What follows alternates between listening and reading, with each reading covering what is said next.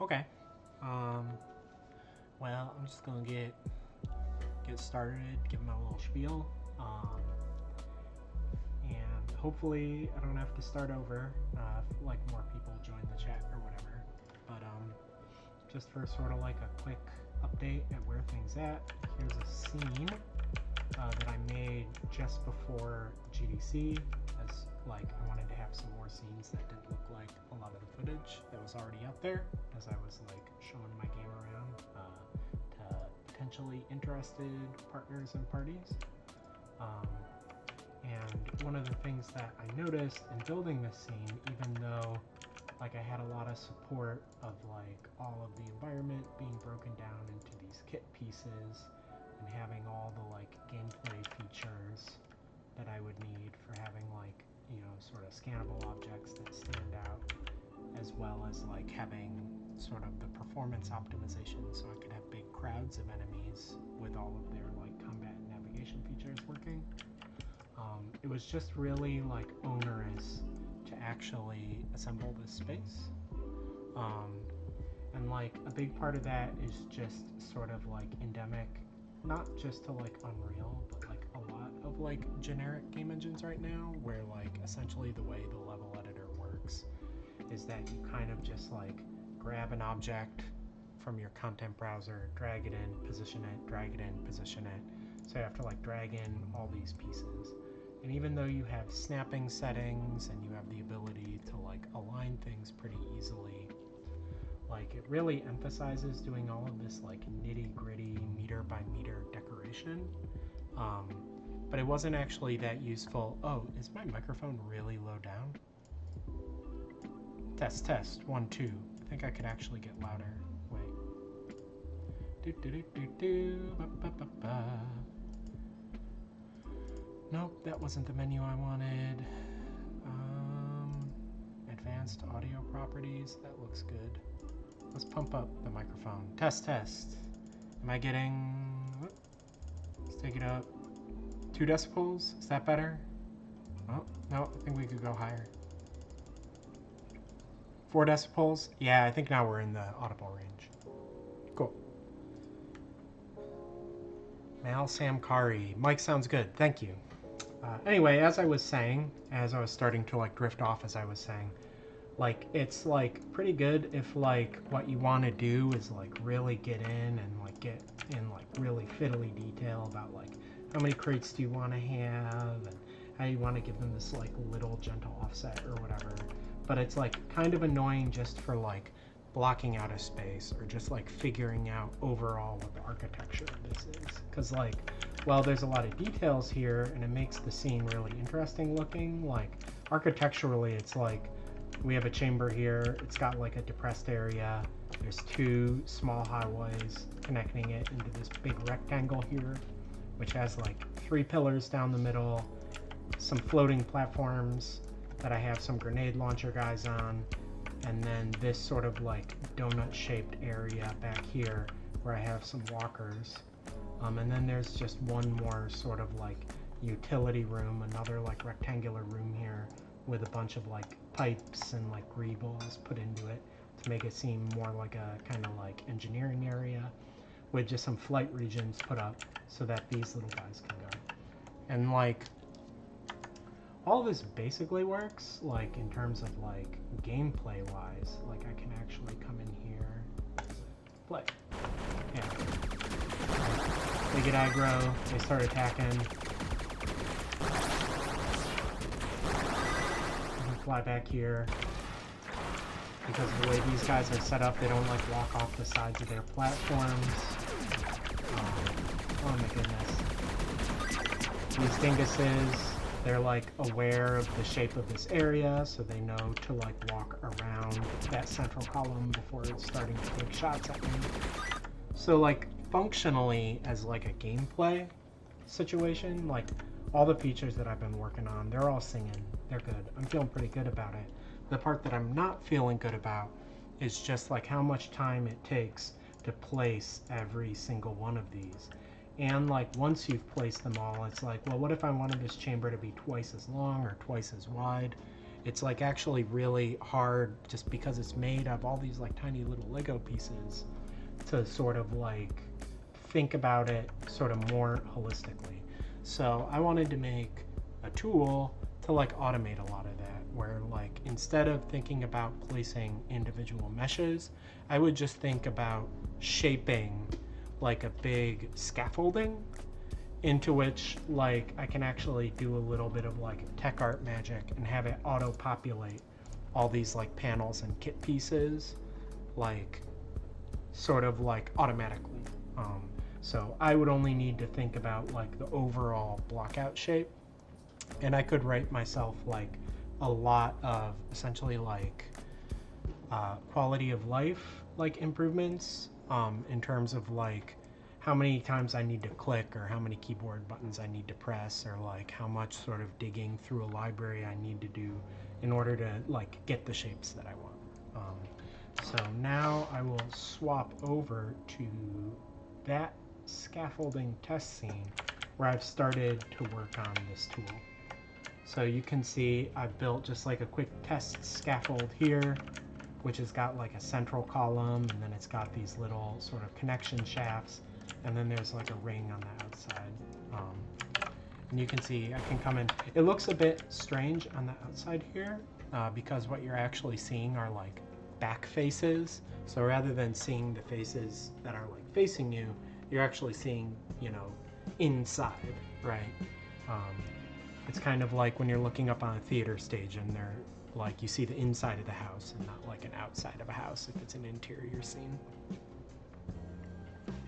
But like when I zoom the camera inside of this space, now everywhere I look I'm seeing walls, right? And so you can see I can fly around. All of this is like, it's just got these like gray block out like temporary walls, but it is like a functional space. I can like fly up around here. I can even, if I'm feeling so inclined, like update my world settings to turn 0G on, because I kind of imagine this to be like a sort of space station space. And when we're in 0G, there's actually no horizon, and so you have this like full 3D movement, kind of like in, I don't know if you ever played Descent, a game from Interplay back in the 90s, but it's sort of like same concept. Whoop. Oh my goodness. So that like makes it a little more interesting, where like this sort of central shaft here is not always vertical. You can also kind of treat it as being horizontal depending on how you like torque your rotation around. But if I now go back here, and let's turn that back off. Boop, gravity's back. The way that I authored this is with like custom tool that I've been writing. So this is like a level editor within Unreal's level editor. If I click on it, you can see it starts to visualize all the pieces of it. And at first blush, this is kind of like I built kind of like a mesh editor. Like it's kind of like Blender in Unreal. Like if I press sort of the number keys, you can see I have vertex editing mode. I can grab some vertices. I can drag them around. We've also got, if I press 2, like edge editing mode, if I want to grab like some of these edges and pull it up, right? And then we come in here, now there's like this big slanted ceiling. We're able to sort of fly a bit higher. Zip. It's also respecting Unreal's like snapping settings, so I should be able to like pull this back down and get it like exactly where it was before, boop, boop, without too much fuss. I can press 3, now we're in like face editing mode. So in addition to like dragging these around like I'm able to elsewhere, I've also got the option where I can like extrude faces outward, right? So we can like start to build some hallways. If we want to have a sort of like section that comes off of this main ring that you fly out, and then there's like a fork, you can go left or right. And if we don't like that fork, you know, being so extreme, like 180 degrees, we can always just like, you know, grab all these parts of it, and then like rotate them, make it like more of a Y shape. Zoop.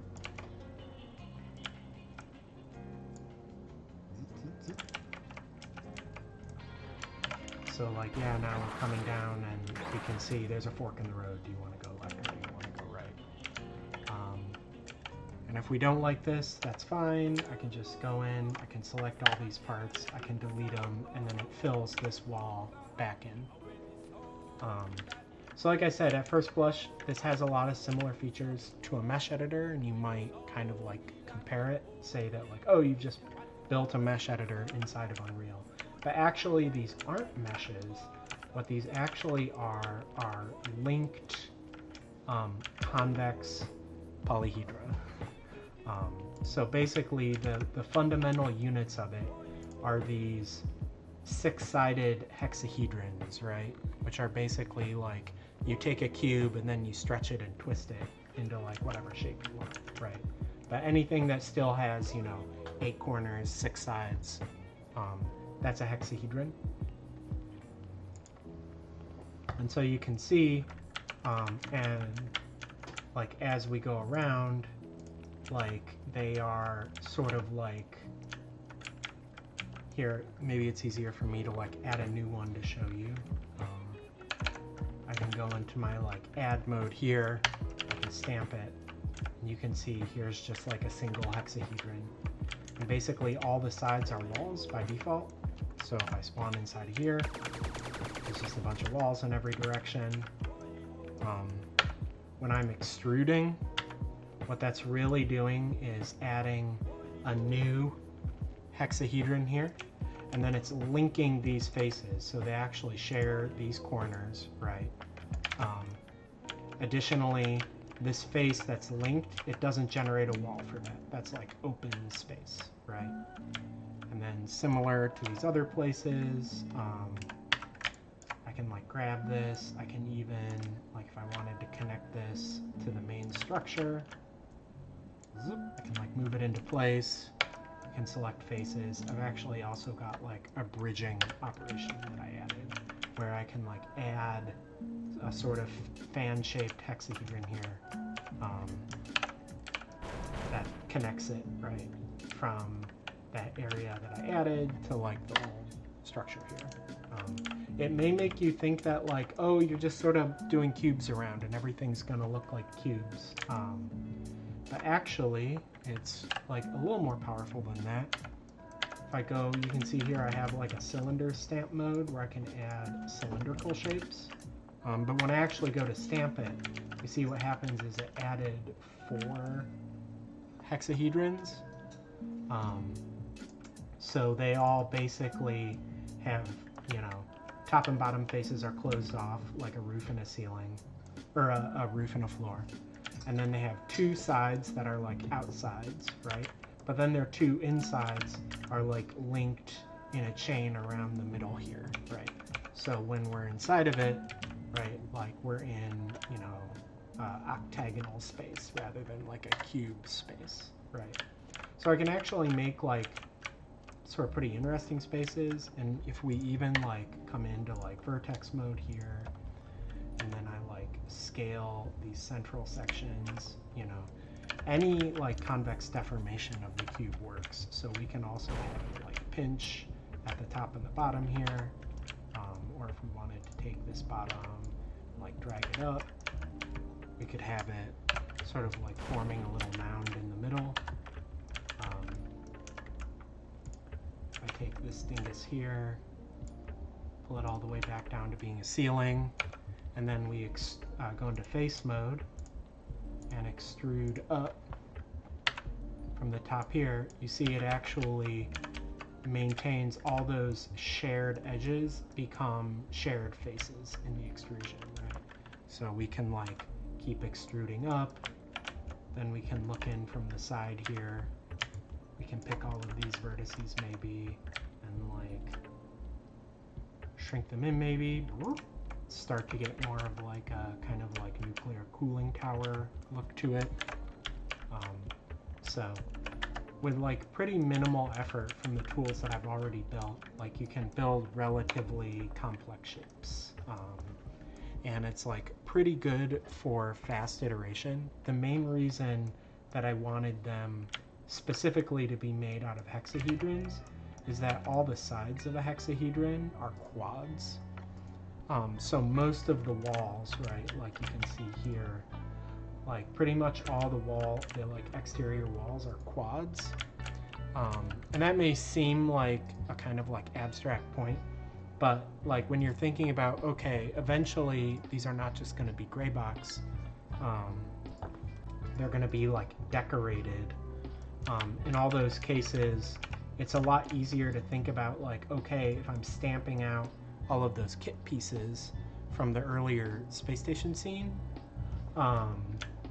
then like it'll be easier to like reason about how to do that when basically all the surfaces that you're filling like are just sort of easy to understand rectangles, or like kind of slanted parallelograms, as opposed to having to think about like triangles or pentagons or like weird n-gons, right? Like it's all of these very simple 2D canvases that like I can do some basic material settings where we make sure that they have even materials, and then when I start stamping meshes onto them, it'll be easy to know like what density to stamp stuff. So hopefully, I haven't got it quite working yet, but we'll be able to like sort of think about like levels in this like high level way where I'm just like coming in and like shaping it. And then once I've got it the shape that I want, I just like hit a button and then boop, boop, boop, boop, boop, boop, boop. It goes through and like decos everything up so that it looks like this scene here, right? And then of course I'll have to go in and place lights and like incidental props and stuff. But for the most part, all the ceilings and walls and floors and things, like I'll be able to take those quad surfaces in the scaffold and like auto decorate them so that we still get all of this like nice detail, which is both like nice to look at, right, and like thematically appropriate and not just like a low poly game, but like also gives like the scene more like stuff that's whizzing past when you're flying to give you a better sense of like what your current momentum is. So with all of that said, I did kind of want to like indulge myself a little bit today and like talk a little bit about like some ways in which this like convex construction of levels is actually useful for more than just decorating things really quickly or like making a 3D layout really quickly, but it will be able to generate a lot of the other gameplay like navigation objects that I need in order for like the AI and the collision to work. And in order to like really explain that, I kind of need to like this is the indulgent part, do like a little math lesson about like convex geometry and sort of go into the history of games and like kind of look at how like games like Doom and Descent used to work back in the 90s on very low power computers, and like how we can draw inspiration from those older solutions even when we're using a modern game engine like Unreal, to do a lot of interesting things that you wouldn't normally associate with like a made in Unreal game when people are just like using the out of the box features. Like I'm always trying to challenge myself to like add character control, add AI navigation that's different than any other game that you're going to see out there, specifically so that like when you play Nightshift Galaxy, you're like playing like a novel experience and not just getting like a solo dev indie version of something that a big group could have done better, right? So let me pull up my like drawing canvas here and get my pen in place, and we will start the lecture part of this, which is really just like I don't know, I like missed an opportunity to be a high school teacher 20 years ago, and so now I'm gonna scratch that itch. Cool. So,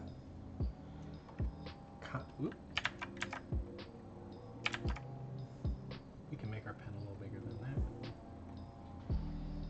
Oh, I don't like that pen at all. What else do we have here? We have, how about this? This looks nice. Convex. Dumo Mosh says, yo, that's crazy. I was just checking the Discord this morning to see if there's any updates. Hope you're doing well. I am doing well. Thank you very much. GDC was 2 weeks ago. It was very encouraging. And I didn't get sick like everybody else did. So in that very specific way, I am doing well. Anyway, convex shapes. So, what are they? Glad you got positive reception. Thanks so much. Basically, a convex shape is any shape, and here I'll do it in 2D, although we'll extend this to 3D later. It's basically any shape in which 2 points inside the shape, right? So if we come in here and we're like, any 2 points inside of the shape, like the straight line connecting those 2 points is entirely contained inside the shape, right? So to give an example of something which isn't a convex shape, something that has like a notch in it, or like something that has a hole in it, like these are not convex, because like I can figure out 2 points in which they're gonna like they're gonna exit the shape and then re-enter the shape, right? Another way is like I can put, 2 here, and it's gonna exit and re-enter the shape.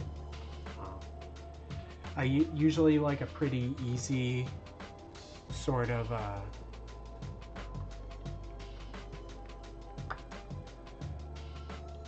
yeah, that's the basic concept, right? So convex shapes are pretty important if you think about in the case of like a shooter where you're doing a lot of raycasts, like someone shoots and then you're tracing a line through the scene, right? You want to know, for instance, like 1, has that bullet hit a wall, and 2, you want to know, has that bullet hit like a guy that's like flying around inside of the scene. Another use of convex is like pathfinding. So like the AI for enemies, they want to know how to get from where they are to where you are, right? And it turns out that this particular property of convex shapes, that for any 2 points inside the shape, a line between them is also entirely kept in the shape, is like the fundamental property that makes both that collision stuff and that AI navigation stuff work.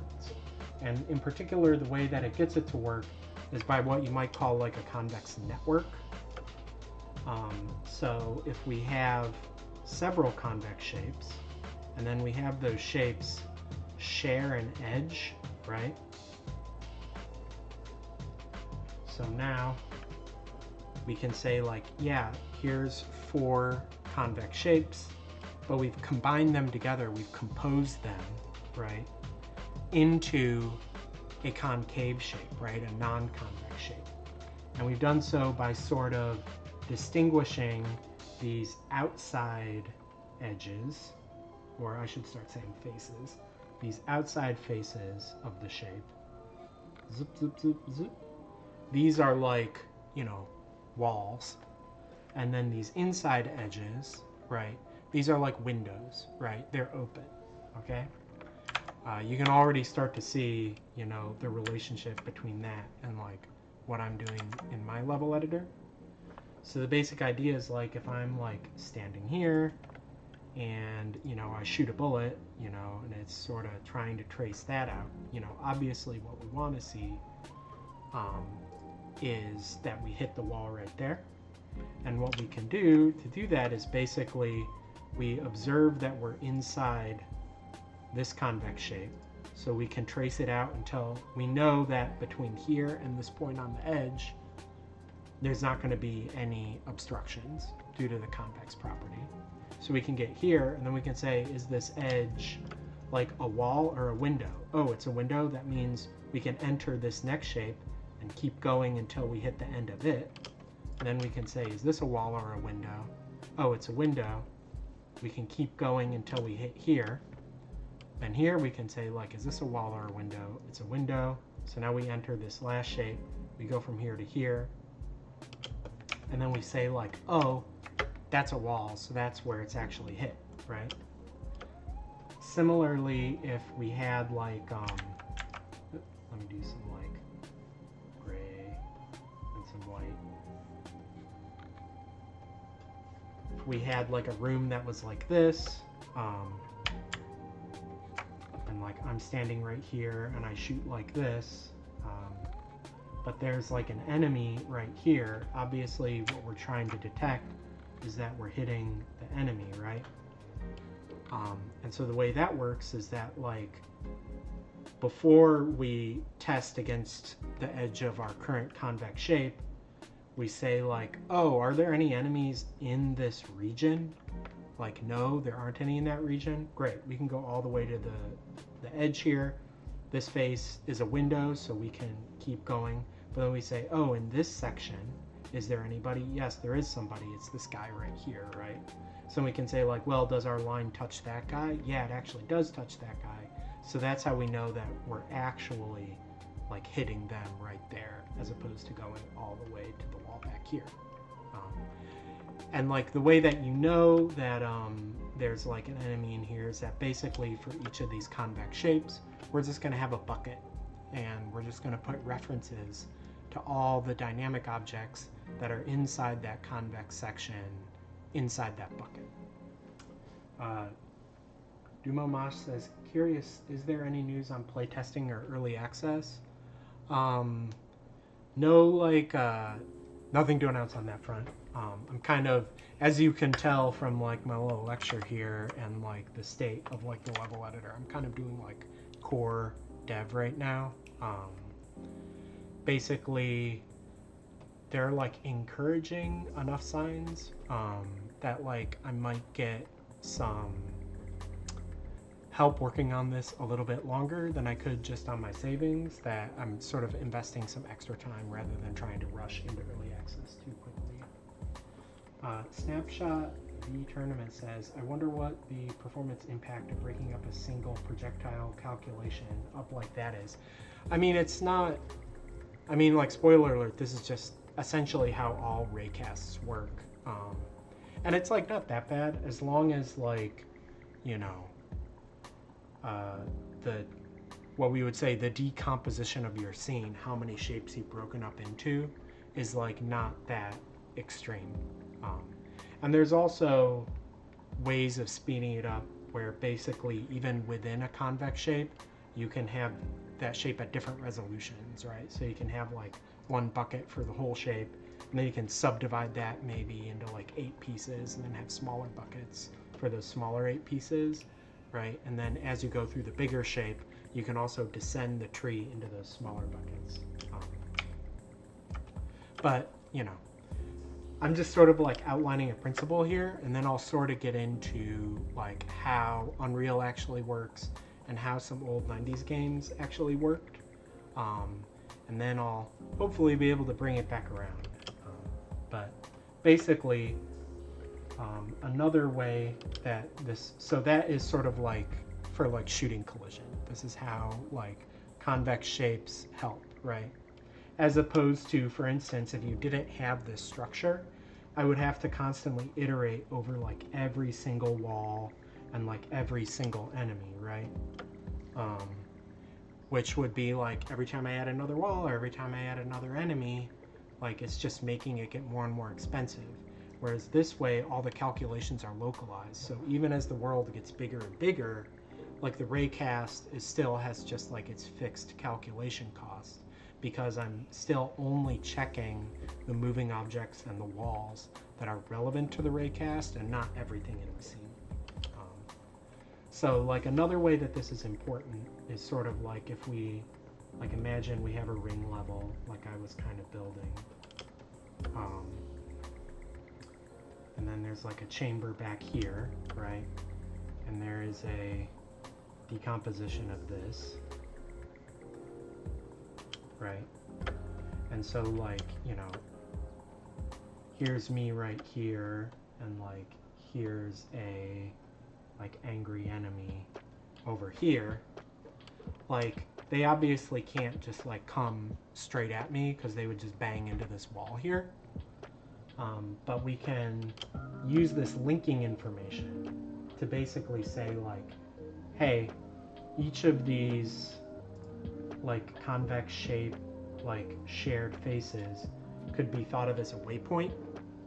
And then we know from our current position inside this shape, I can get to either of these two waypoints, right? And like without going sort of too much into it, if you search A star pathfinding, you'll learn that there's actually a pretty robust algorithm for figuring out a sequence of waypoints, which will get me from where I currently am to my like goal position, which is usually either like approaching the player or maintaining distance from the player, or like they're trying to get to cover that's near the player. So this is like pretty much the basis of like spatial 3D AI, is that you produce, you know, this is called a navigation mesh or a nav mesh, right? And you use the linking information to determine very quickly like a path through the scene, right? So that's sort of like precisely what the chicken walkers in my space station scene were doing. Like that's how they knew not to like walk into the column in the middle of the scene. They needed to like walk around to like get me. So just to like put names on what we've been talking about so far. So this is ray casting.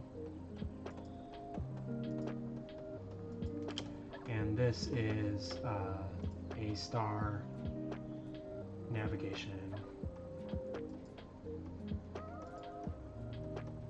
Sometimes in other game engines or in like other sort of contexts, people will use slightly different names, right? They might call this sweeping rather than ray casting. They might call it pathfinding rather than navigation. It's all the same stuff.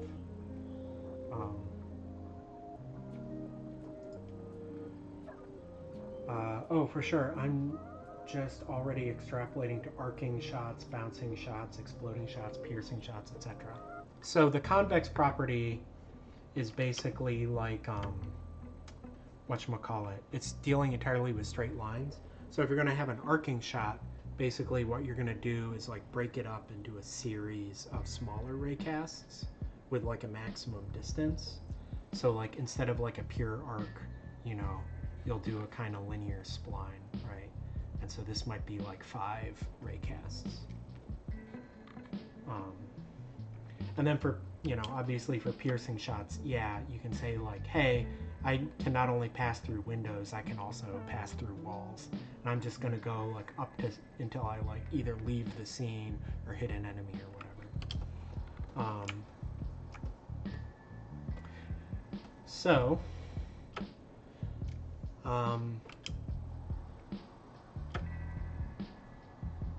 you might realize that like all this structure is very interesting, but like when you're building a scene in Unreal, you usually don't do this structure. You just grab a bunch of objects and you drag them out into the scene, right?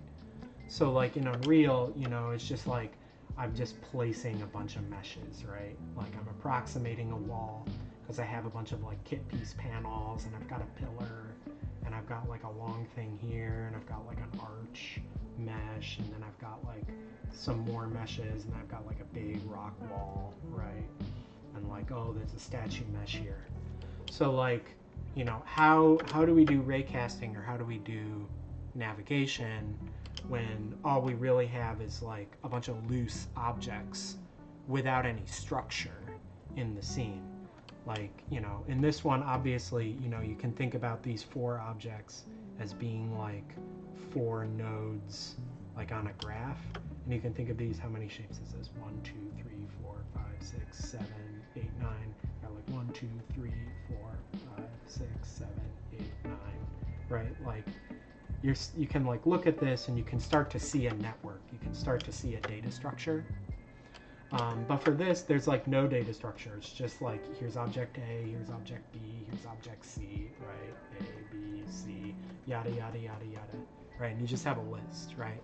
Like maybe there's a little bit of a hierarchy because like maybe some of these objects are like nested, like you've made it a child of a parent, so when you move the parent around, the child moves as well. But like ultimately, like where does the structure in the space come from? How do you do ray casting? Like if I, you know, shoot from here, like, or if I shoot like from here this way, like how do I know I hit this statue, right? And the answer is, like in the raycasting case, there are algorithms out there called basically broad phase partitioning. So like without going into too much detail, there is actually a kind of invisible, let me make a new layer for this. There is like actually a kind of invisible convex decomposition of this level, which is just a lattice, right? So you have to imagine this is actually like in 3D, right? But like you essentially have like a big, you know, like in Minecraft, right? Like a 3D grid, right? But instead of like like in Minecraft where like each lattice cube is like a like an actual physical object, like in broad phase like collision, each lattice cube is just invisible. It's conceptually it's a bucket, right? And like every object, right, that touches, like if we think about this bucket right here, it's going to have references to this object and this object, right? Because both of those objects are touching this sort of lattice entry. And so there's a bucket associated with that lattice entry, and that bucket is like a list of like references to those objects, right? And every list, so like, you know, this guy right here, his bucket's empty, right? And like this guy right here, he has like one object reference, which is just this thing, right? And so essentially raycasting is working the same way, except what's happening is like when we kick off from here, we're instead of like having a shape, right? Like here we had a shape. Where here we have this like grid area. So we need to check this object and this object. Oh, we didn't hit those. We just hit the side of this grid square. Great. Now we can move on to this grid, right? And this one, you know, contains the statue. And oh, do you know, the statue actually is in the line of sight. So that's how it knows that you hit the statue, right? So basically, yeah, this is called spatial partitioning. And like I've kind of given a simplified view of it by just saying there's this one grid. There's actually like several grids. Like it'll actually have like a grid that has really big lattice cells, and it'll have grids with really small lattice cells. And it'll try and put the big objects in the big grid and the small objects in the small grid. And like the ray will actually be walking through multiple grids at the same time. That kind of multi-resolution structure is often referred to as an octree, right? Because like for a grid cell, you can break that up into 8 subcells. So that's where the oct, right? Oct is like Latin for 8. That's where the octree name comes from.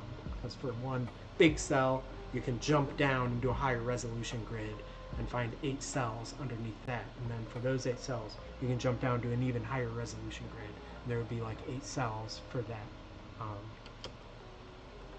But like, you know, just note that like this system is exactly what I described earlier with like a network of convex shapes. We're just using the implicit network of a tile grid, right? So like this is obviously like pretty memory and computationally expensive, because setting aside all the static objects, which can just be registered with the grid once, Like all the moving objects, you know, we need to constantly be checking, oh, do I need to remove you from this bucket? Do I need to add you to this bucket? Excuse me. It's actually like intense enough that this isn't the sort of algorithm that could be used back in the 90s when like id Software was making Doom. So like, you know, that like sort of raises the question like, well, if this is how Unreal works now, but that's not how like Doom worked, like how did Doom actually work? And the answer is, can I do this? Yes. They used a thing called binary space partitioning, which was basically, if you ever play the original Doom, you'll note that like all of their walls are straight up and down. There's never any sloped walls. So all of the straight up and down walls, like if you have a map and then there's a thing here and then there's a chunk down here. Basically the way binary space partitioning works is you pick some wall, right? And this is a thing that would happen, like they would lay out the levels and then they'd run a computer program which would generate this BSP, and then that would just get packaged up in the mod pack. So this is stuff that would happen like on their powerful workstations. It's not stuff that would happen on like players' commodity DOS computers. But like you pick some like wall and you like draw a big line and you divide the whole scene into everything that's in front of and behind that wall. And then like, so you know, there's like a direction to this wall. So we can say everything in the direction of that arrow is like in front of the wall, and everything to the left of that arrow is behind the wall. Then you basically, you know, for everything that's in front of the wall, you know, we pick another one, we go here, right? And we basically just keep repeating, right? Like, oh, okay, there's still 3 segments inside of here, so like maybe we pick this one. Now we see there's still 2 segments inside, maybe we pick this one. Which one you pick, there's like a heuristic where you can try and like balance this, but ultimately it's arbitrary, right? Now there's like 1 left in here. So like by the time you get to the end of this like, you know, binary space partitioning process for like a, you know, here's it descending the positive directions in all of them. What do you wind up with? Why, in fact, you wind up with a convex shape, right? So if you repeat this, not just going in the positive direction, but also going in the negative directions and every combination of like going positive and negative, right? Like what we're like ultimately going to wind up with is some type of pre-computed convex decomposition, right? You know, maybe it doesn't look like this, but you know, something like this, right? Where we have, here I'll like do a different color to make it really clear, where you see we've got the X, we still have the original walls are like exterior walls. And then on the interior sections, we have, you know, these interior things, right? So now, you know, when you're playing Doom and you're like standing here and you shoot a bullet this way, it's that exact same raycasting algorithm that I told you before, right? It can basically say like, hey, in this partition here, like how many bad guys are there? Like, oh, there's 2 bad guys. Well, neither of them are in line of sight of the bullet, so we can advance here. What is this edge? Oh, that's a window, so I can keep going into this shape. How many enemies are in this shape? Well, there's no enemies in this shape, so I can just advance all the way. It's convex, so like a straight line is going to be totally contained. That's the convex property that makes all this work, right? Until we hit here, and then we see, oh, that's a red line. This is actually like a true wall. And then like, boop, like that's how the sort of hit detection works, right? So like, unlike Unreal Game Engine 5, which has this implicit lattice, and it just tries to like figure out a lattice that like dynamically fits this loose collection of objects. Like in Doom, the level editor, like the blueprint editor, the like not blueprint in the Unreal sense, but like the tool that lets you lay out all the geometry of the walls, automatically runs and ahead of time generates this convex decomposition of the scene using the binary space partitioning BSP algorithm, right? And then when you load the map, you already have this BSP like just splatted straight into memory, and so it's very easy to do these raycasts, right? And like it's actually efficient enough that it would run on these like commodity 486 like DOS computers back in like the mid 90s, and didn't require like a big beefy like gaming rig like, you know, Unreal requires now. But the thing that like is still kind of annoying about this is that you do have to do that like deconstruction, right? Like, or decomposition, right? I have to take what was essentially source concave data and I need to decompose it into pieces, right? And like BSP does a pretty good decomposition, but you see it adds all these like internal edges and stuff. And it's like sometimes can be unpredictable, right? Like, you know, I said that like picking which walls to iterate on was kind of arbitrary. Like, you know, sometimes like Doom packagers will like try a whole bunch of different selections to see if it can produce what it calls a balanced BSP, which is like more efficient and has less sort of like bad edge cases. But like an alternative to this is if you actually look at the game Descent, there's a Descent level editor that, you know, if you just like Google, you can find it. Descent worked in a fundamentally different way, where instead of just letting you place walls anywhere, like it forced you to just place concave shapes, right? So like when you're building a Descent level, you're just like adding concave shapes and then like using like extrusion, you know, or like bridging to sort of like knock over the walls in between them, right? And create this differentiation between like the linked sections and the wall sections, right? And like, if that sounds familiar, and we look back at like the level editor that I've been building, it is functionally the same like basic like metaphor, right? So we're not just placing walls, we're not just placing a mesh, we're actually placing these like volumes, right? These like sort of convex shapes, and we're linking them together, right?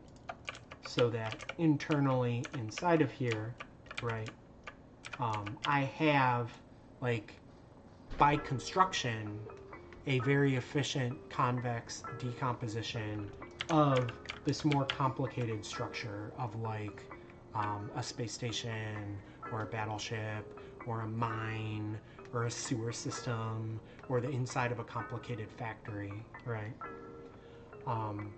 And because I have this information, there's like some stuff that I can do.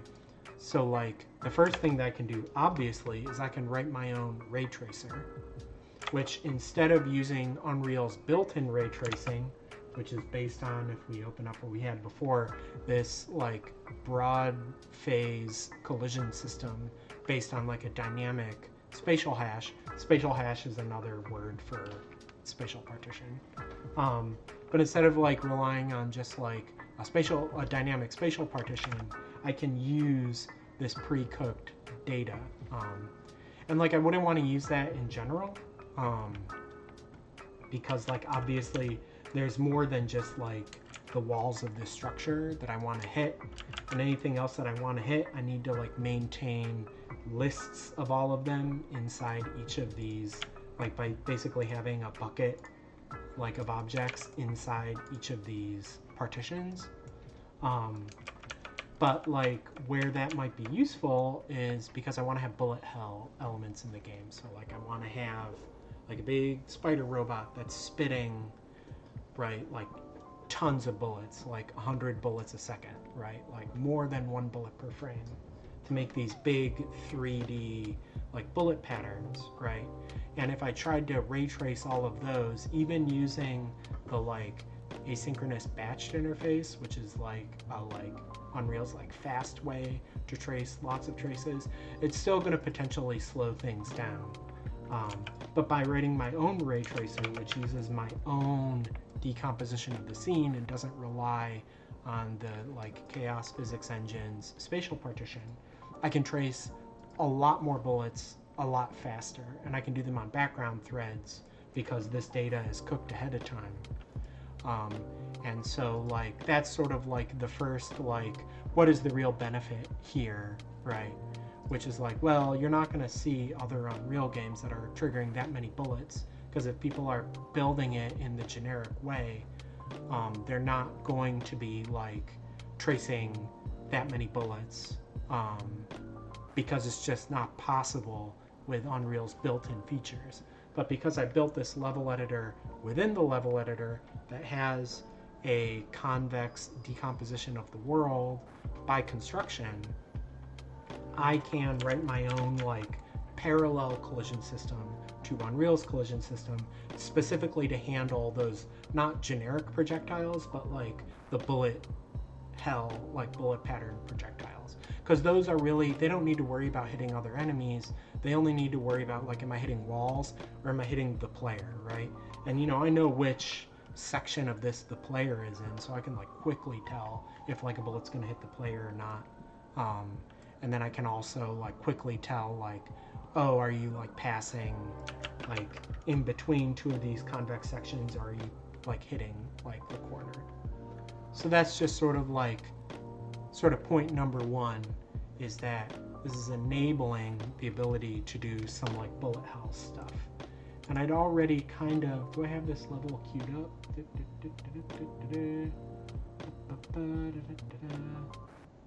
What have we got here? What have we got here? Let me see. I think it is maps. Sorry, I'm looking off screen right now. You can't see it, but bullet. Looking for levels. Yeah, here we go. So you can see this one's already like, here's a single convex shape. It's just the circular arena. But, oops, nope, what am I doing? Nope, nope. Sorry, I hit the wrong button. Now everything's gonna go real slow. Okay, great. If I simulate. Oh wait, he doesn't start shooting until he gets aggro. I actually have to play in the viewport. So you can see it's like pretty efficiently able to do like a lot of these bullets without like the frame rate being touched at all. And this is just like a few hundred bullets right here. Like where bullet hell gets really interesting is when you have multiple bullet patterns layering on top of each other. So you're like, oh, I know how to dodge that one, and I know how to dodge that one. But now, oh, dodging both of them at the same time is like a little bit more of a cognitive load.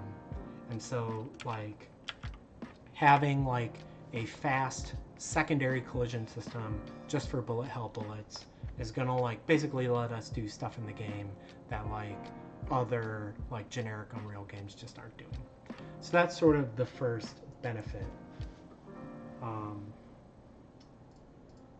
Oh, there's been some like comments here. Can you maybe give me an example of a poor implementation of level design that could have benefited from this technique? I mean, it's not like poor level design. It's just if you're always relying on generic systems that just rely on Unreal's like loose collection of objects, then like there's a performance ceiling. Like you're only going to get so many characters, you're only going to get so many bullets. Whereas like this lets us like get a lot more bullets and a lot more enemies in the scene at the same time. But it also means that like the performance is just better on lower spec devices. And like I'm really game on this running like 60 FPS on the Steam Deck and not really like requiring you to have a gaming rig to get a high frame rate. Because I actually think like specifically for an arcade shooter, like having a high frame rate is more important than having fancy graphics, right? But like Unreal is totally tuned for just doing fancy graphics. And so like I'm trying to recoup that performance, even if it's not a like totally insane like bullet hell scene, such that it still runs full frame rate on like more commodity devices, or maybe even on like Fingers crossed, like a Nintendo Switch. Snapshot says, or is this specifically a design consideration because of the bullet hell nature of your game in particular? So like bullet hell's part of it. Also just having big groups of enemies, right? So if I go back to the like space station, like kitted out level, like how many enemies do we have simulating at the same time in here? I got 1, 2, 3, 4, 5, 6, 7, 8. Let's simulate here. There they all go. And then in the back here we got like a bunch of them, right? Like, yeah.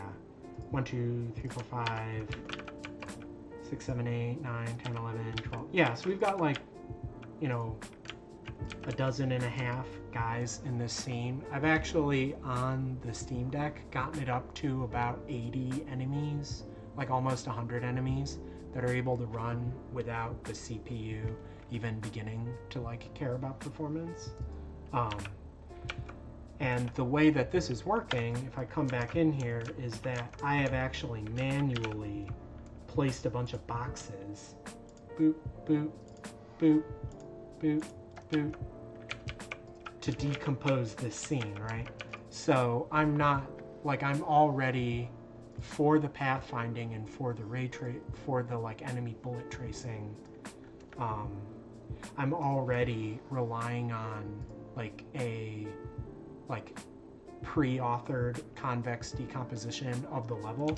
It's just that I had to manually place all these boxes and link them up for that decomposition to work. And like you can see it in here too, right? Like for these guys going around this donut back here, I had to place all these boxes, right? So here's the area that they can range in. Here's the area that this guy can range in.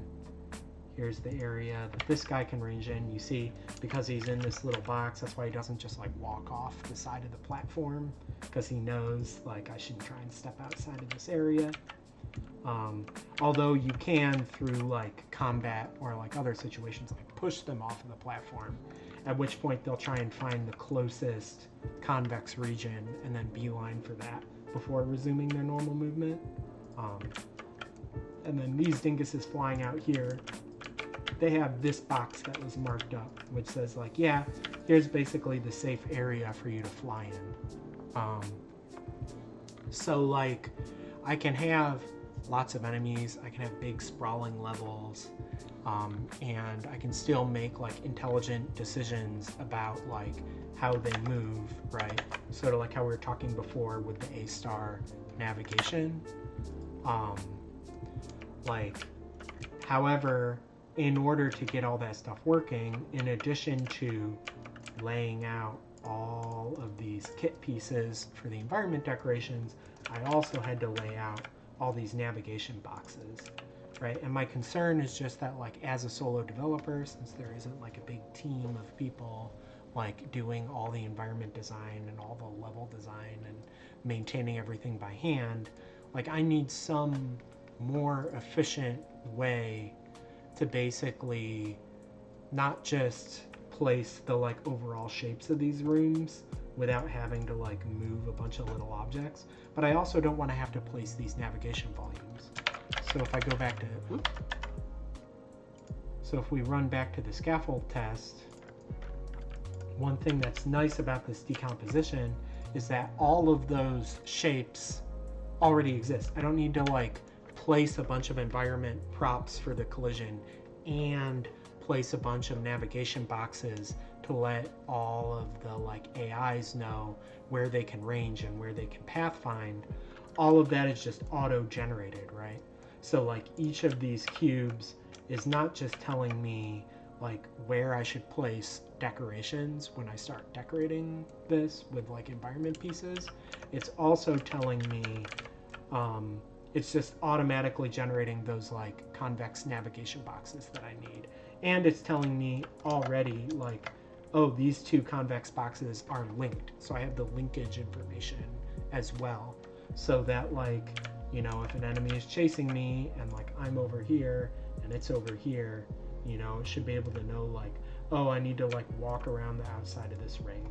Or if I'm like right here, maybe I walk through the middle of the ring and then I like rocket across this gap, right? Because I have both ground and air navigation, and then I can like get the player over here. So like the enemies can be pretty smart about traversing these actually quite complex spaces without me having to have like a really complex like navigation system. And that's like especially because like Unreal's navigation system, which is called Recast, is based on just like looking at a bunch of fiddly little geometry and constantly recalculating a ground mesh and constantly trying to calculate like jump or mantle like links across gaps and stuff. Whereas like I don't need to calculate any of that. I don't need to have anybody's Steam Deck spending any time doing those calculations at all, because by construction in the level, I've pre-authored all the navigation data that the AI needs to know how to move around this space. Like when I bake out this level, it can look at this shape here and say like, hey, this shape has like a floor that is like walkable. So this whole volume right here, this is like a walkable area that any walkable enemy should be able to move through, right? And like this like region right here, well, it doesn't have a floor, right? So I can still generate like a nav volume here, but it's going to be like a flying enemy only nav volume. So like I'm sort of simultaneously like being able to like really quickly, whoop, I don't know what that was all about, but like I can like, you know, really quickly figure out like the shape of these levels. That's like advantage number one. And like I can go in like as quickly as I can like click and drag and scale these things. I can go in and be like, hey, is this space big enough? Do I want it to be bigger? Do I want it to be smaller? And then because all the faces on the outside of these shapes are quads, that means that it's going to be relatively easy for me to automatically decorate it with those kit meshes. And I already have all the like convex volume data, both to do my like fast secondary ray casts for having lots of bullets in the scene in flight at the same time without that being a performance problem. And I can have really fast AI where like a flying enemy is able to like chase you like all the way from the bottom of this ventilation shaft all the way up into this chamber up here, or like a chicken walker enemy can chase you like all the way around this outer ring without like smashing into walls. But also like it's not like sort of breaking the bank or like requiring Unreal to do a bunch of like constant navigation calculations. Like these are very, this is like, it may like look like a lot of regions here, but this is like not that much navigation data. So like I can do pathfinding on a level at about this resolution like really quickly. And all of that is like just so easy to edit, right? Like, you know, having the ability to just like go into face mode and then like extrude out and then like, you know, pick this here maybe and like make it a ceiling, and then like maybe we extrude, rotate 20 degrees, rotate 20 degrees, rotate 20 degrees. Like we can start making like, I don't know, this is weird. But like if there's gonna be like a kind of like event horizon, like weird swirling chamber or whatever, like it's really easy to sort of like test those things out. And like I was saying, if I don't like it, it's like very easy to just delete that, hit the redeco button, and now everything's like different, right? So like this is basically like enabling me to like make more levels more quickly, but still maintain that level of visual polish through the automatic decoration. I can have bullet hell happening inside of them because I have a really fast raycast system that uses my own convex volumes rather than Unreal's chaos system, like to do a dynamic spatial hash. And 3, I'm able to do pathfinding a lot faster and do types of pathfinding that Unreal doesn't support out of the box, like aerial pathfinding, without having to add additional like navigation boxes like I had to in my GDC demo scene, just because like all of that is automatically generated from the level editing tool directly. So hopefully that explains everything. If you have any questions, definitely like jump into the chat and ask, but that's kind of the sort of like brass tacks explanation, is that it's like fast level iteration, fast decoration, lots of bullets, lots of enemies, and lots of navigation, but still running on a Steam Deck, still running 60 FPS, not burning through the battery. So yeah, that's the end of, I think, like the lecture part of this. And what is this? Do any of the scenes have dynamic sizing during play, and would this affect how you would map this? I'm not really planning on any like roguelike elements, just because I think like randomizing stuff at runtime like works well for certain types of games, but it's quite challenging for like a shooter. You know, I kind of think about games like Galax Z, where it's like cool at first, but then after a while there's just like a sameness to it. So like I'm more interested in like curating specific combat arenas. Plus, like by doing stuff at design time in the Unreal level editor, I have access to like a bigger palette of like tools, whereas at runtime there's less that you can do because you just like have a more limited tool belt. Not because you couldn't like compile them into the game, but because like they don't run in real time, or like it would like really blow up the size of the executable, right? And so you'd be adding like hundreds of additional megabytes, and like that's just like I'm sure that like somebody out there is like got like a great idea for doing a shooter roguelike, and like I think like Whisker Squadron has some like interesting like ideas in that direction. That's just like not the type of game that I'm like trying to make. I'm trying to think of a suitable example. Yeah, I mean like certainly like it's cool that I can create like in sort of the same way that like I'm able to come out here and like be able to just quickly stamp out these like cylinder shapes. There's a lot more like I want to have a spline tool which lets me just automatically create like a tunnel along a spline, and like other things like that, which just make it faster for me to iterate. But like yeah, I wasn't really thinking of like randomized stuff, because even after, because like what'll happen is I'll edit this level, I'll hit the cook button, we'll get all the like walls and floors and ceilings mapped out, and I still need to go in and place like props and other things. And like maybe there's some amount of automation that can be done on that too. Like maybe we come into like face mode and I can like add some properties to like floor panels about like what kind of props I want to spawn on top of those floor panels. But doing it like totally randomly at runtime would be like a little trickier than like just like, yeah, I'm making a more efficient level editor so that I can just, you know, I can make a level 5 times faster so I can make 5 times as many levels. I think like curating them that way is sort of more interesting to me than like doing procedural generation at runtime. There's also a lot of like I can do light bakes and other things in Unreal that you can't do on device that just like make the scene look better. So anyway, that's my whole spiel, I think, about the level editor. So I've still got like a lot of work to do on it. I'm still currently what I'm doing is doing the thing where it like hooks this data into my navigation system that I wrote. There's still like just a little bit more geometry code that I need to write for that, but hopefully I'll be able to just come in here and then like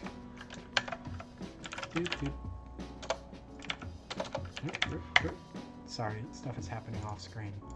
Like, hopefully I should be able to just come in here and, like, drag a chicken walker out, like, spawn her into the scene. Right now you're going to see, because he has no navigation data, he's, like, stuck in place, right? So he can, like, pivot, but he can't, like, move. Once I have it generating that data, then these guys will be able to just, like, move all around. So that's, like, pretty exciting. I do think that, like one thing that might be interesting, which I'm not, like, totally sure about, because I think there's, like, licensing restrictions, but would be also releasing essentially, like, a level editor as, like, a separate DLC download so that people can, like, do their own mods. There's some Unreal games that do that. I just think that, like, the way Epic licenses it is a little strange, and it doesn't work in the, like, standard license. So I would need to figure that out, but that's all, like, contingent on this being, like, a fun game to begin with. So that's just what I'm focused on. Yeah, not random procedural, but destruction or event-based level changes, like a space station blows up or the inside becomes outside. I mean, I think that, like, part of that will have to be, like, right now this is all for, like, plotting interiors. Obviously I'm gonna need another tool for plotting the exterior. Like, if this is a, whatchamacallit, this is like an asteroid base, I need to generate, like, an asteroid for the outside. Or if this is, like, a spaceship, I want to be able to generate, like, a spaceship hull that maybe has, like, a sleek top but a really greebly bottom or something.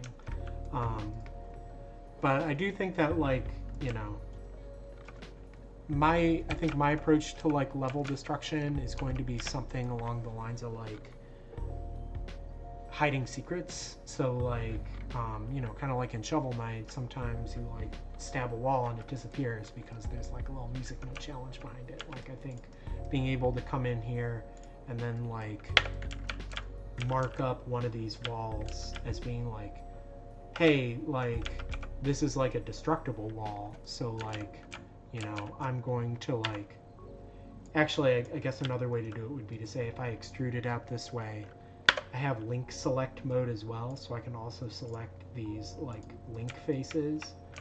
I could, like, put properties on this link face that, like, say, hey, create a destructible wall right here, right? And then when you play, right, there's going to be a wall, but then you shoot it and it reveals, like, a hidden chamber.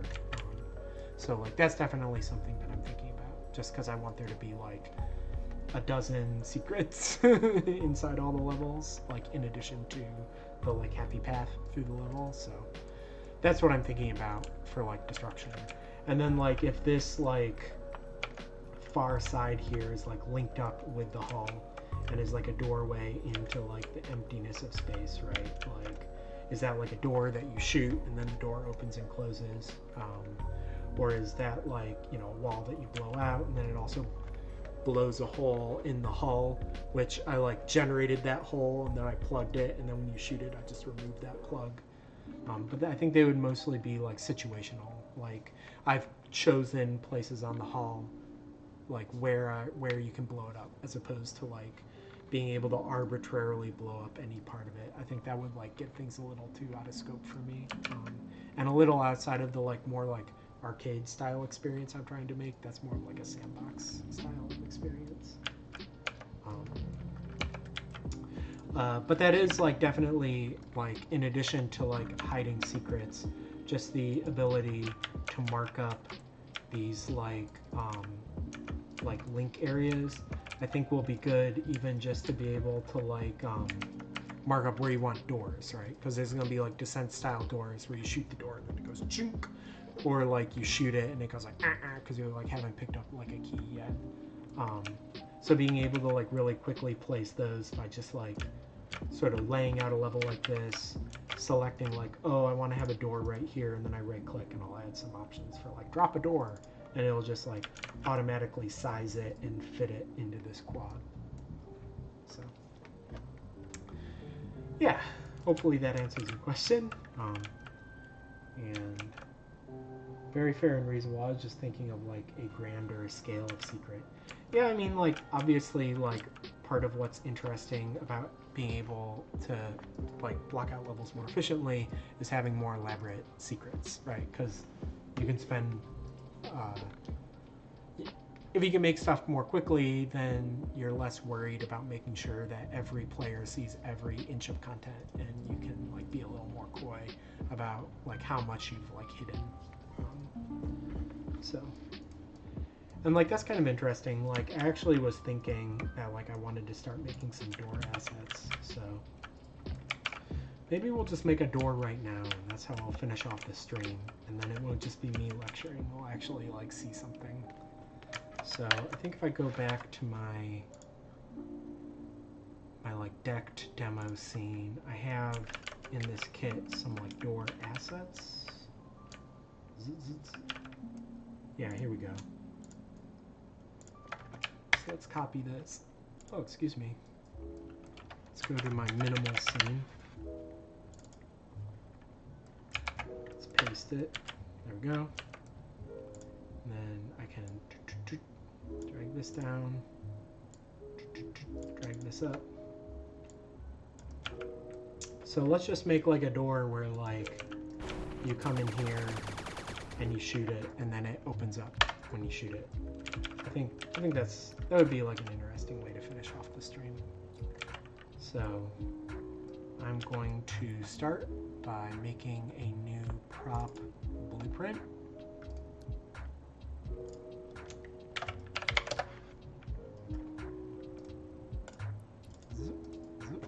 Sorry, this is off screen. Whoop.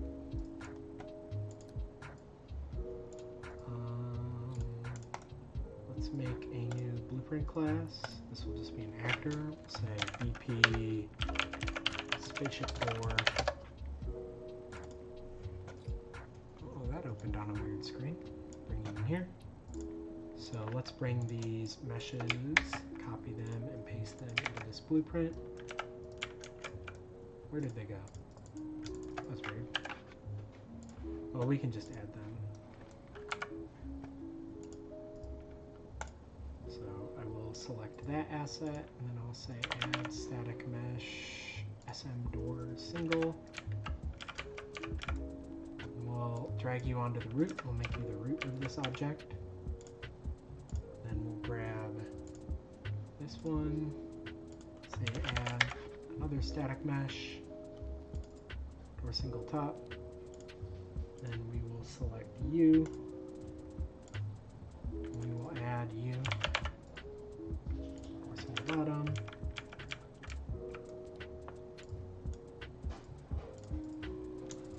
and then it looks like both of these dinguses are aligned to each other but not to the frame. Okay, let's do 5 centimeter snapping.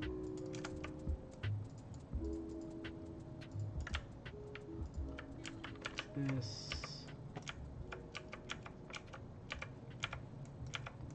Should I pull it forward? Yeah, I think that's good. So now I have like a handy dandy component that I've added called the combat listener component. And this basically hooks you into my combat system. So now I have like a number of events like, oh, was I blasted? Was I hit by a bullet? Was I hit by a missile? Was I hit by an explosion? Was I damaged for any reason at all? So let's just add the bullet impact here, right? And then we will say, we'll go through this like do once macro, which is just the first time you get hit by a bullet, right? And then we're going to add a timeline. This will be the open animation.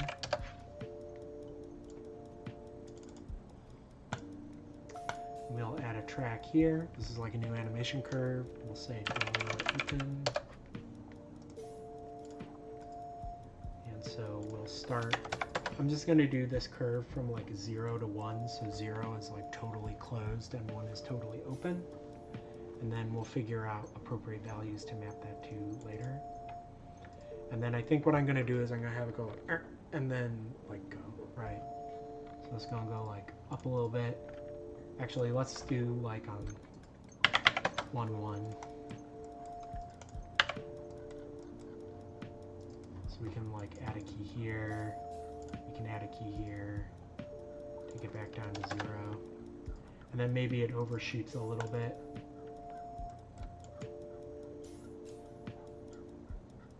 So now I can take this, I can convert it into splines. This guy, we can break it. Zoop.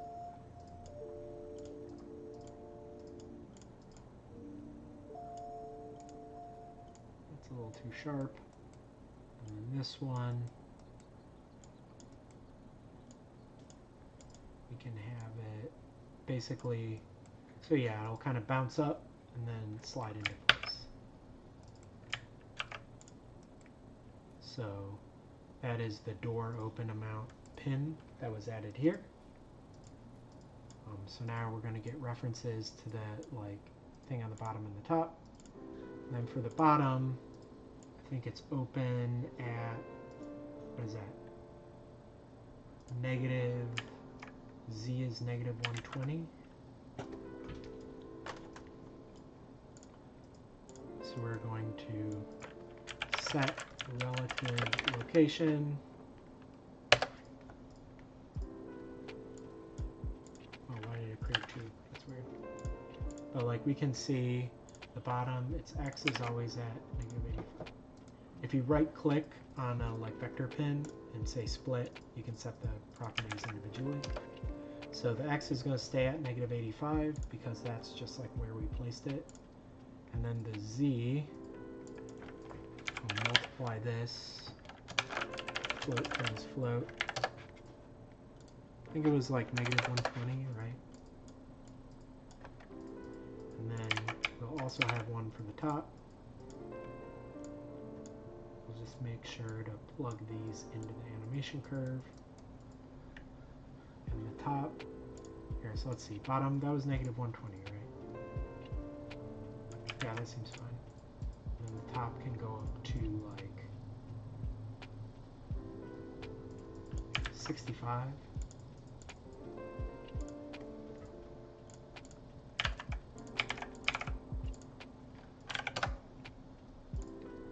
Zoop.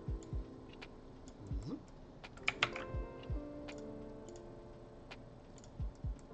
So now we can delete these meshes. Instead, we can grab our spaceship door, drag him out. It's kind of small, so we'll make him a little bigger. And now if I shoot it, look at that.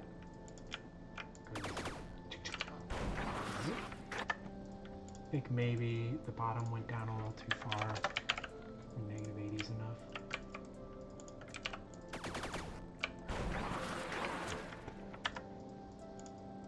And actually, I think I want to add like a delay to the beginning of this animation.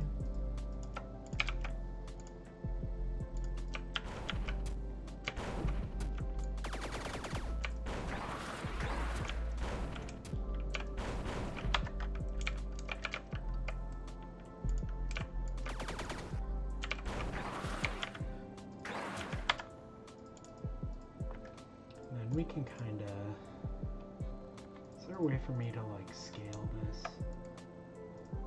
I don't know.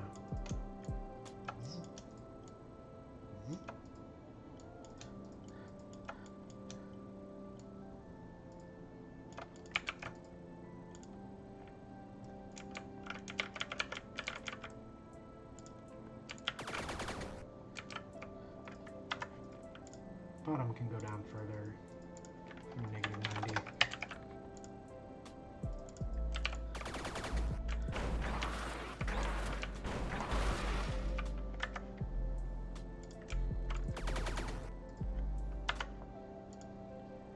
We have a fun sound. Let's listen. Let's listen to some of the sounds I've got. See if there's a good one. Good.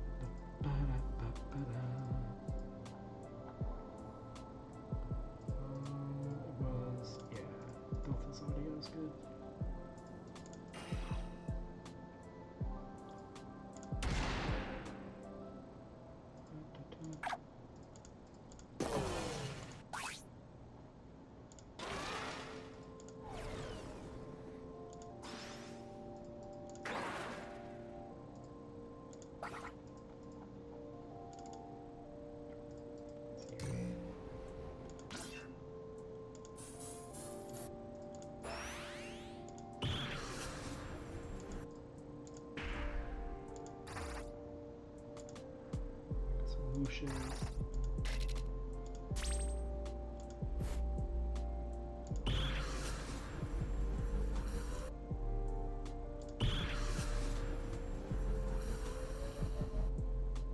Yeah, we'll play that sound. So I'm gonna add another track on here. As I sound, we'll add it pretty close to the beginning.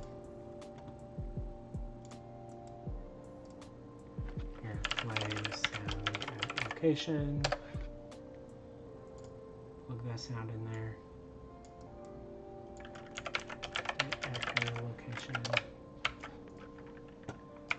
Wonder if I can take up the volume on Unreal so that we can actually hear it. So now,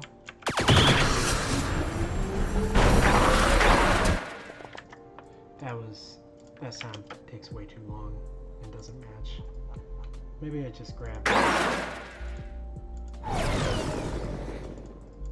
Yeah, that one seems fine. I mean, it's like totally wrong, but it should at least make it seem a little more interesting.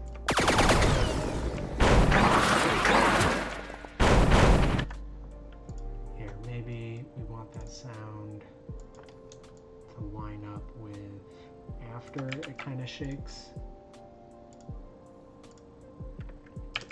And then we have a different sound earlier. Yeah, we'll play this one right away.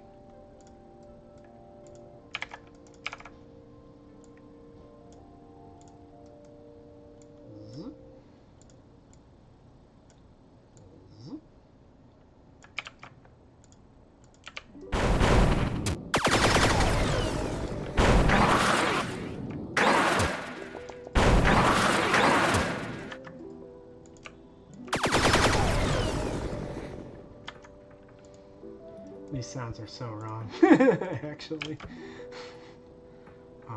Wait, let me... got some other weird sounds. These like retro sounds.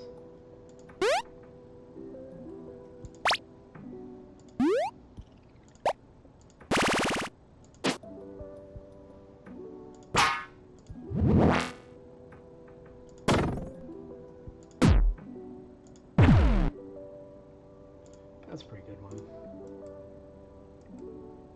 Put that in. We'll clip this sound out.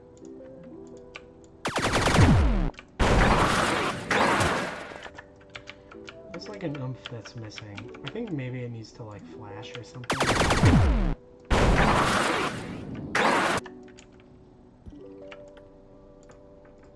Let me look at these objects. Although they all have their own materials, that's annoying.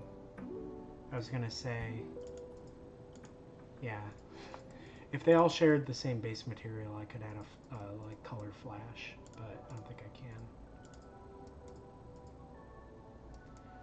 Maybe we'll just add to that like sound effect trigger, like shake camera if on screen.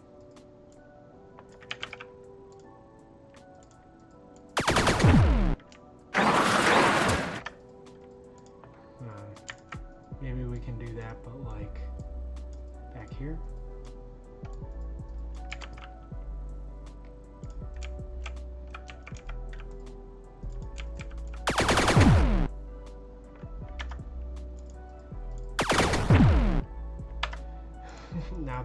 now that new sound is annoying me too. Ah!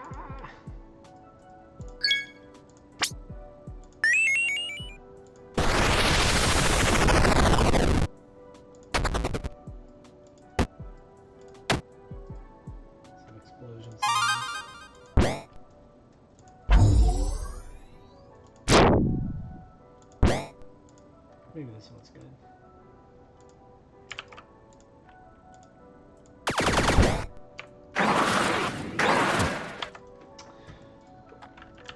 Is that good? Is that good enough?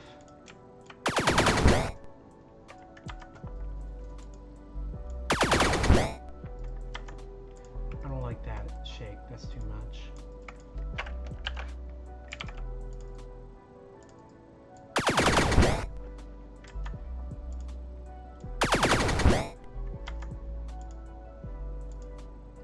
I wonder if this animation I can like...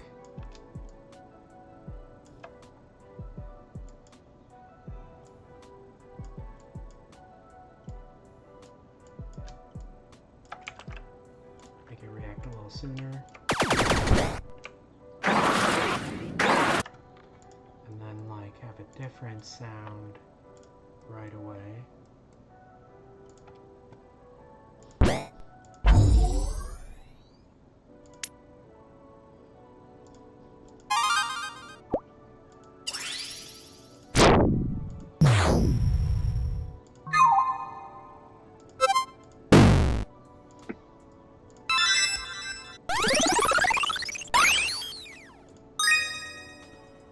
All these random sounds.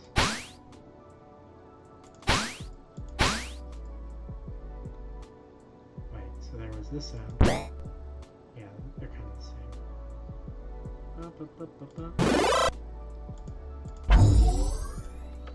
Yeah, maybe just play that right away.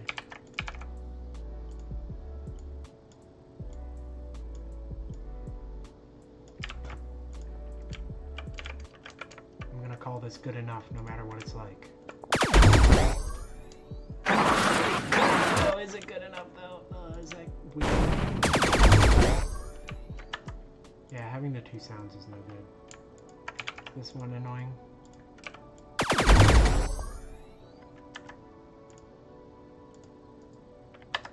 I think it's just because I don't have a sound that's like actually matched up with this.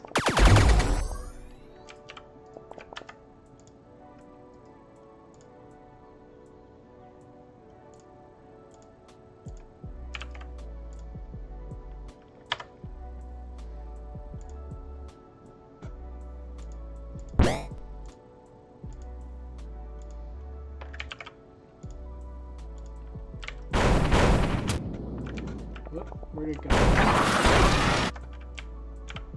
Where's my door? Oh, it's way out here.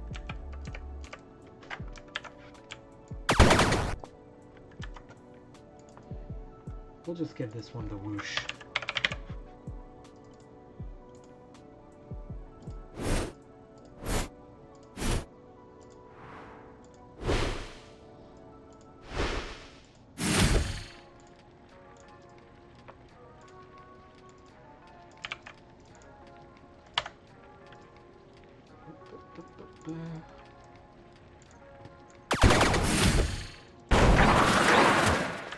I think that's good enough.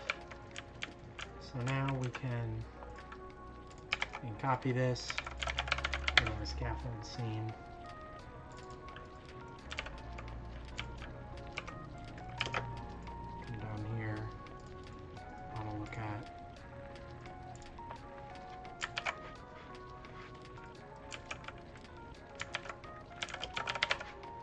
spatial door. Boop. Oh, that door really is small. Should probably make it bigger by default. Move it around, put it in here, scale it up.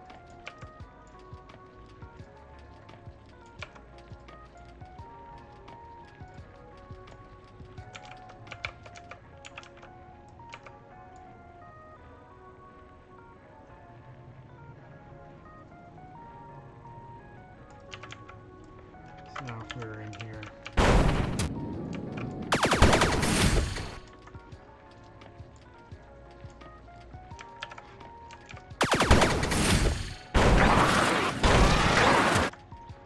nope, I'm overthinking this whoosh.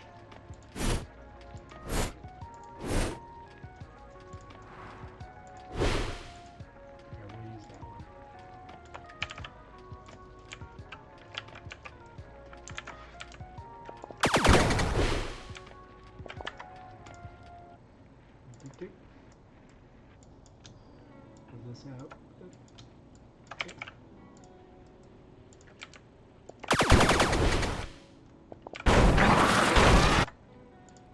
Maybe make this part a little less extreme.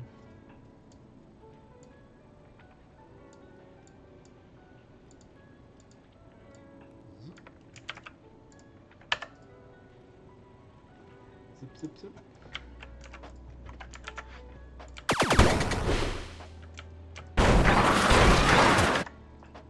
too much springiness at the end of this. What was I thinking? Just flatten you. Have you go just the tiniest bit above.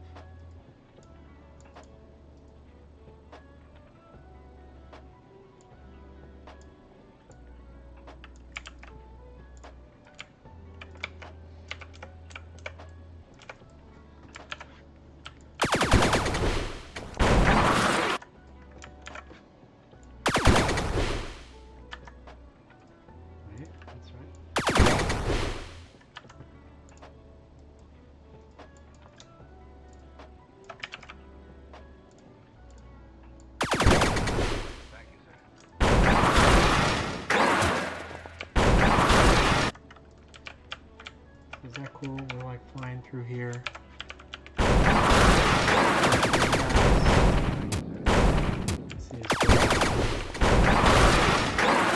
that's fun. That's gamey. Feeling good. I think I do better. I think like better sounds and like a material flash will make that really work. But also need to figure out like probably I need to figure out like a standardized height and then just build that. This is sort of like another thing that's pretty handy about using here, wait, let me J, okay.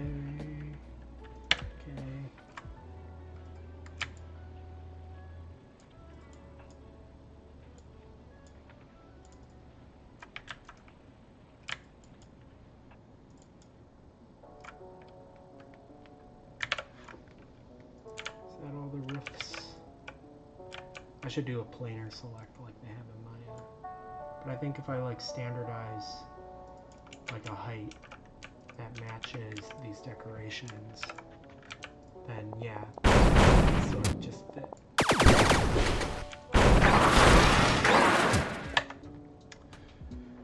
Okay, cool. I feel good that I didn't just lecture everybody and I actually accomplished something today. But yeah. Hopefully this was interesting and that it wasn't just me making a bunch of like noises as I fiddled with door sounds for the last 20 minutes.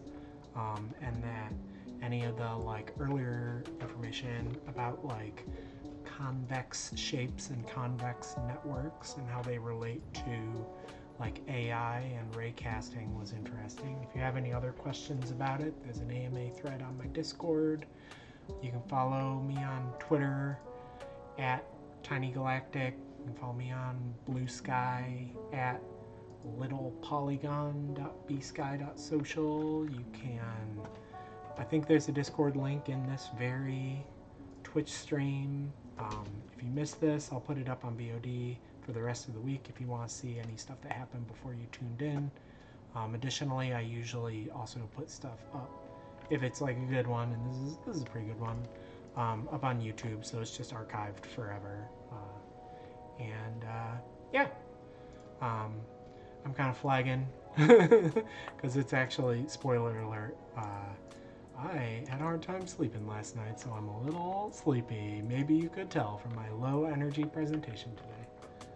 But I'm gonna go caffeinate a little bit and get back to work. But yeah, hopefully in the like coming weeks there should be some kind of like announcements of the status of the project that I can finally confirm and talk about. And at the very least, I'll continue working on this tool, so like hopefully there should be pretty good progress updates in terms of like enemies moving around these spaces, the walls of these spaces getting decorated, and me starting to think about how to do the exteriors as well as the interiors.